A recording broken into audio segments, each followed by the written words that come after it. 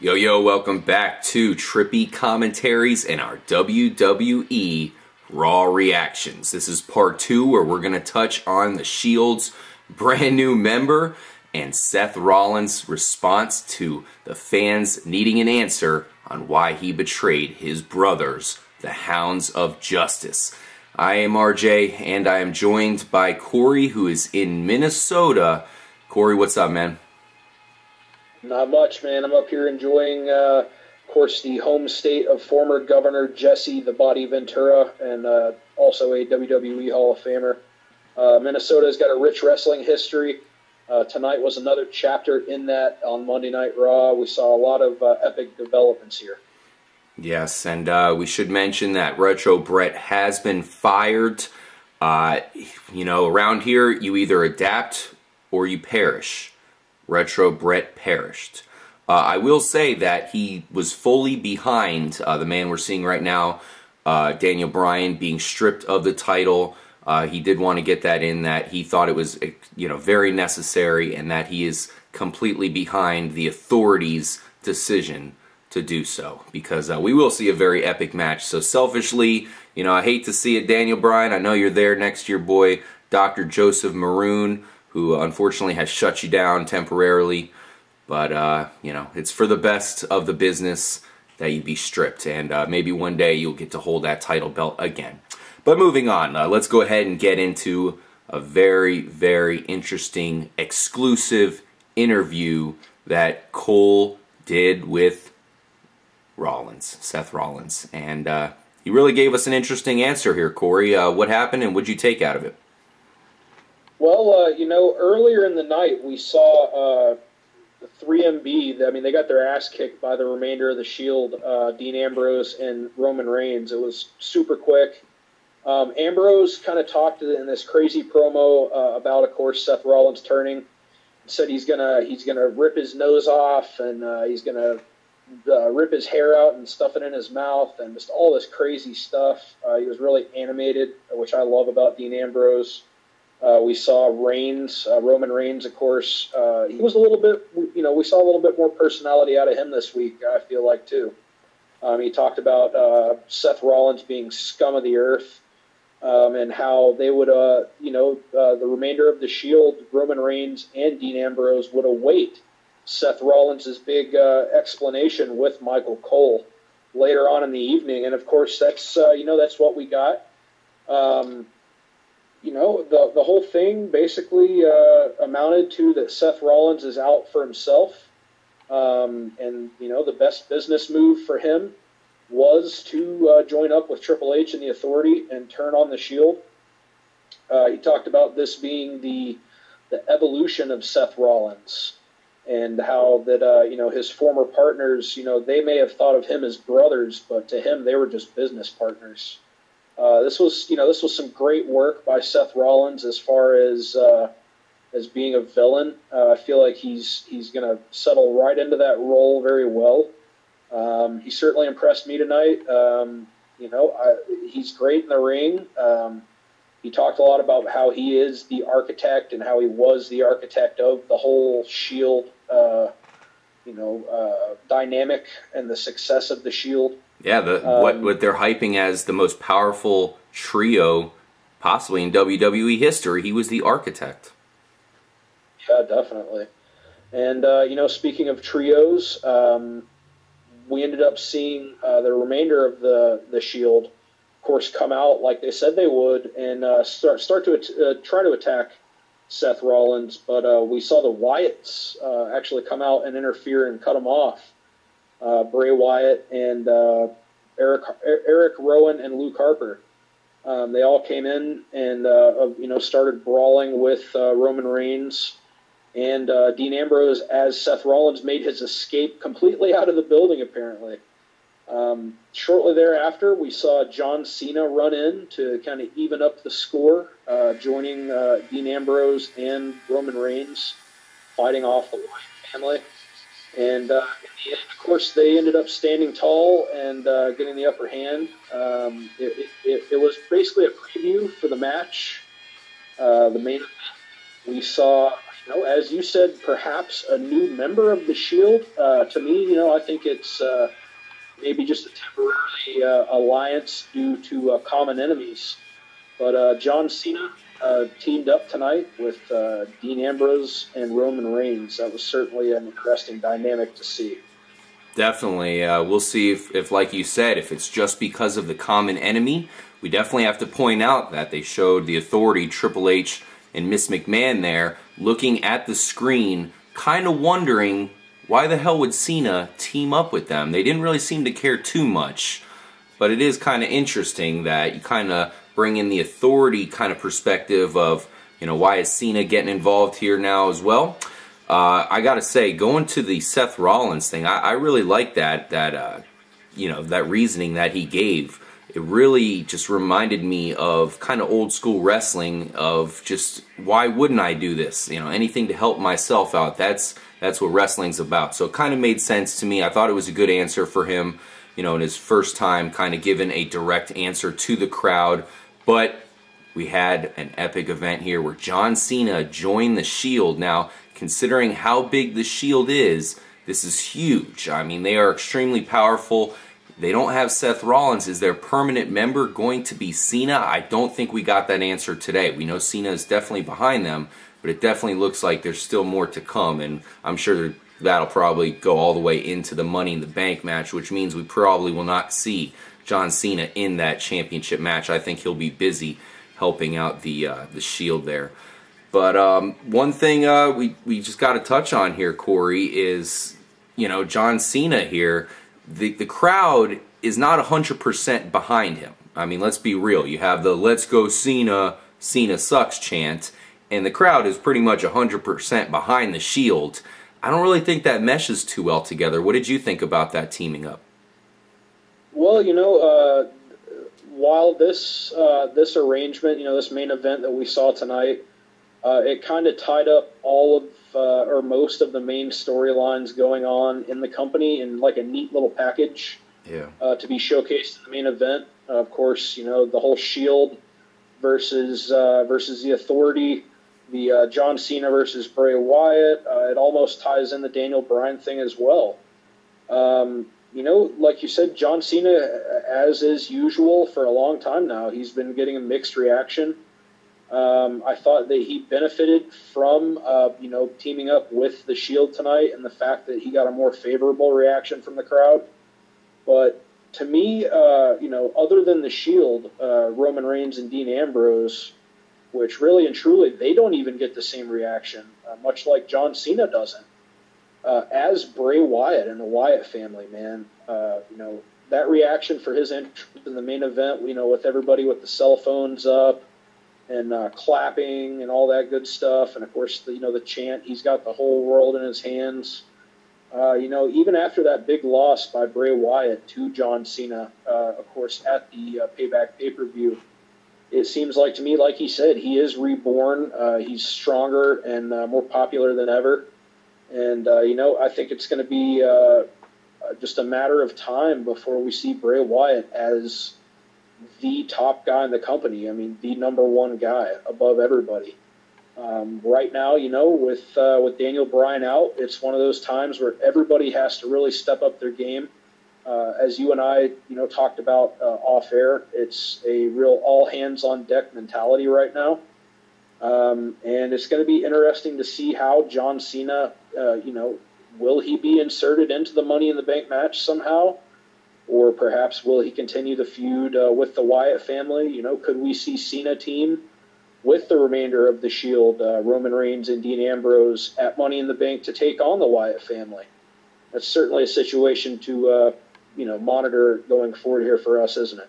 Absolutely.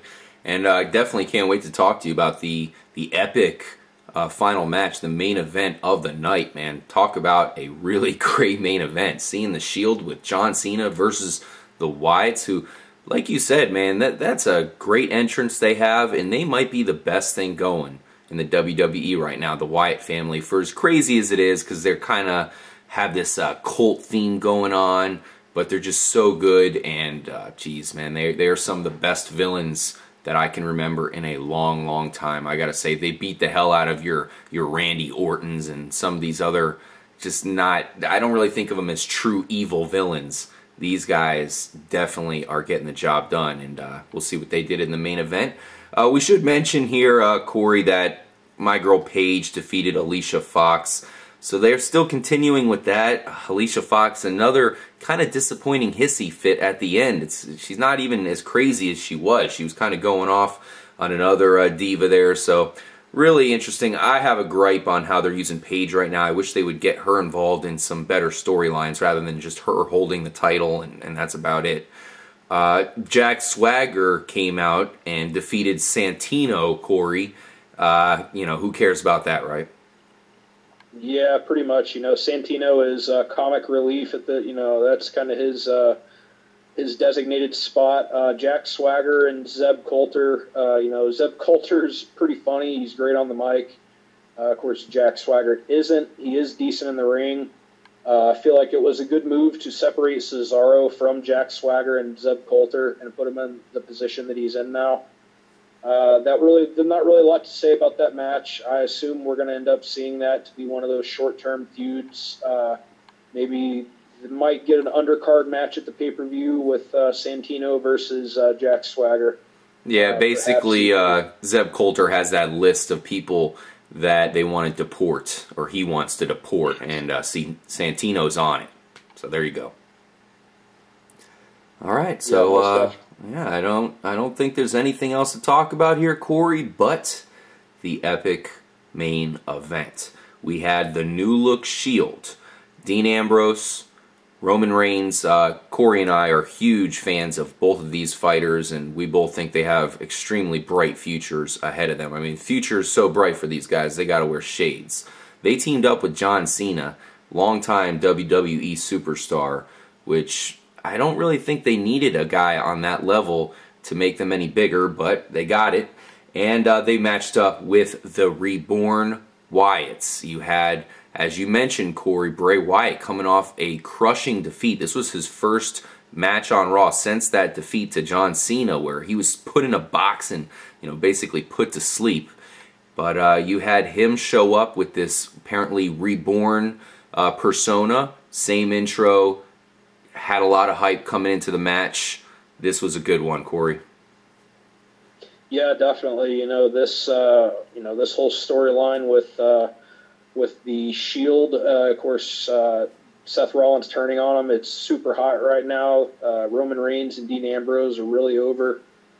Seth Rollins is, you know, like I said earlier, he's getting seated right into that comfortable position of being a villain. And he did exceptionally well tonight in his first real moment in the spotlight, you know, as a solo performer. Of course, as you said, John Cena teamed with the Shield. This was kind of a means of tying together a lot of the main storylines, as I said. The Wyatts, awesome reaction. This was a pretty good match, back and forth. The crowd was definitely into it. You know, unfortunately, I hate to say this, but I ended up losing my cable during part of this main event. RJ, you know, maybe you could recap the second half and the ending of this for me. Yeah, basically it was just your standard tag team match. You know, of course, in this case where you have trios against one another. I mean, I know it's a big deal right now at the WWE, and they're doing these kind of matches a lot. I'm not the biggest fan. I don't like how you have two members that I want to see fighting on the outside, while you have the one-on-one match inside. But you saw a lot of, you know, trying to tag John Cena, and finally the tag came to him, and you kind of saw John Cena for the first time, not just outside of the ring, first time coming in fighting with the Shield. He, you know, of course got a great reaction, but eventually fell victim to the Sister Abigail. Bray Wyatt got him pretty good there.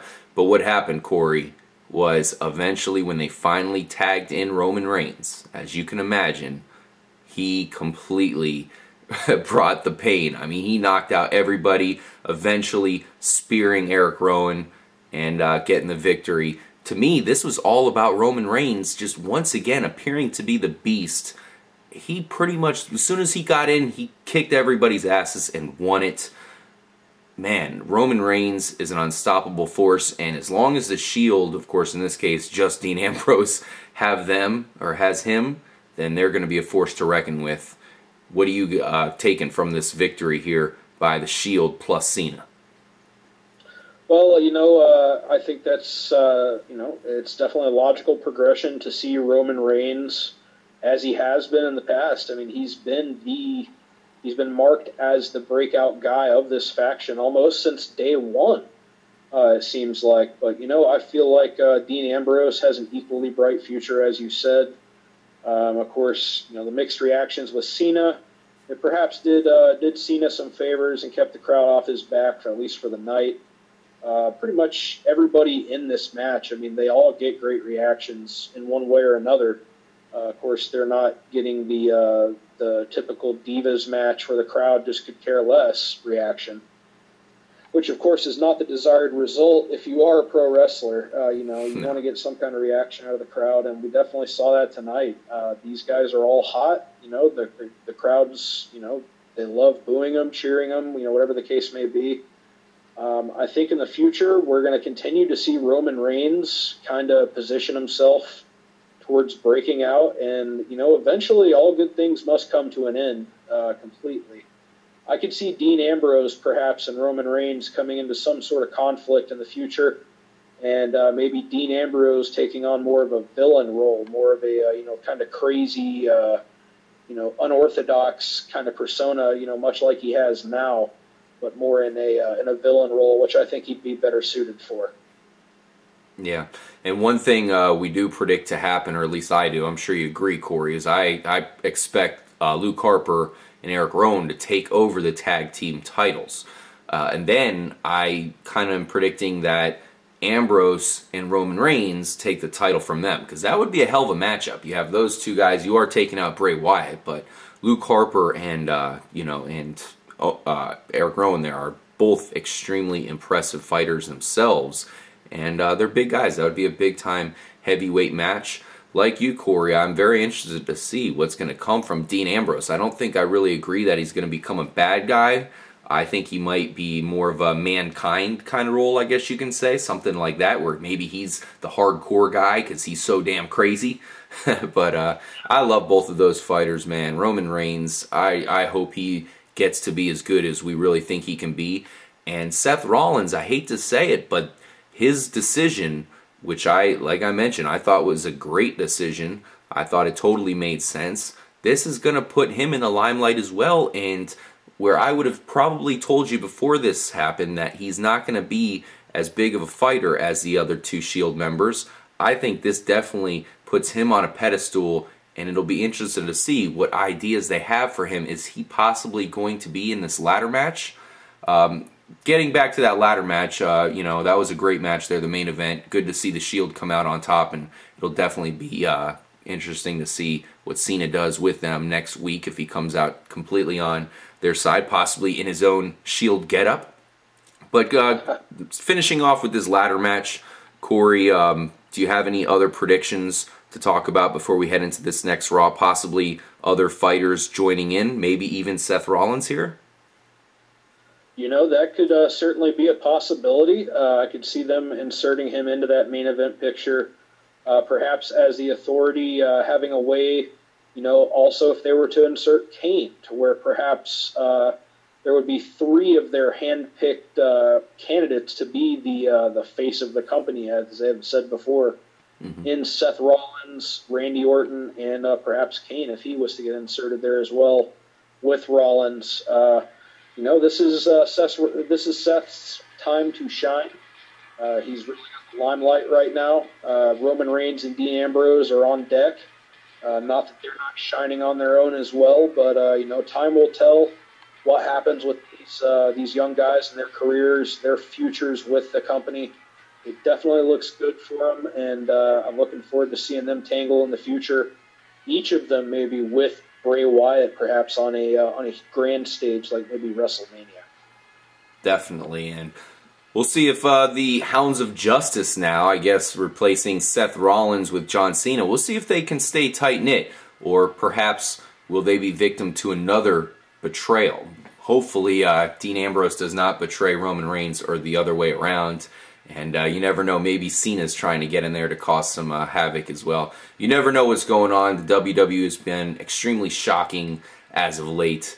And who knows what's going to happen on the next week of Raw. We'll definitely find out who else is going to be involved with this epic championship ladder match, which we'll see in this pay-per-view coming up, the Money in the Bank. And we'll definitely see what comes of the Authorities, all their mastering of puppets here with the WWE. It seems like they're trying to control everything, and they're certainly doing a good job of it as of now. I'm RJ. Thank you guys for joining us for this week's version of Raw Reactions. Definitely let us know what you think is going on. Corey up there in Minnesota, take it out and let us know what you're going to do way up there in the northern part of the USA. Well, I'm actually going to go ahead and hop on a plane and head back home. I've got some business to attend to here. Everybody out there within the sound of my voice who may be watching us here, make sure you've already subscribed. Maybe you have already. If you have already subscribed, maybe share it with share one of our videos with your friends. If you know more people who enjoy these sort of topics that we cover here on the channel, which are certainly a lot of them, make sure to share with them, subscribe, and as always, stay trippy.